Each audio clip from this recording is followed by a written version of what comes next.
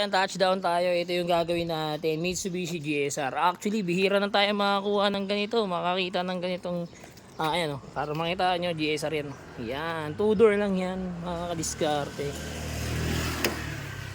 So, ito, tara. Gagawin natin to 7 inches Android. Ayan. Papalitan natin to. Gagawin natin 7 inches Android. Kaya tara, let's go. Baklasin na natin yan. Ganito lang baklasin yan. Tanggalin nyo muna to. Ayan. Tapos ito.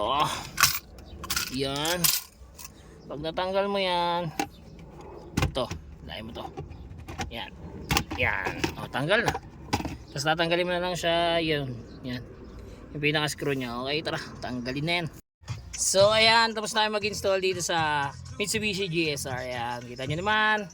Swak na swak lang yung 7 inches sa atin dito. Tapos, syempre kasama pa rin sa package natin yung reverse camera. Ayan.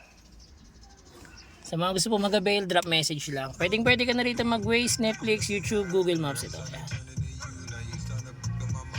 Meron na rin to ang Apple CarPlay and Android Auto. Ito yun. Tapos meron siyang dalawang USB port. Ayan. Para pwede ka din mag-charge or manood ng movie via USB. Ayan. Goods na siya. Ayan. Ito yung sinasabi natin na Apple CarPlay and Android Auto. Ito, since Android yung gamit ni Bossing, naka-Android Auto tayo. Ayan. Kita nyo, nagpe-play kami ng music. Ayan. Volume natin. Tapos, ito, maps. Ayan.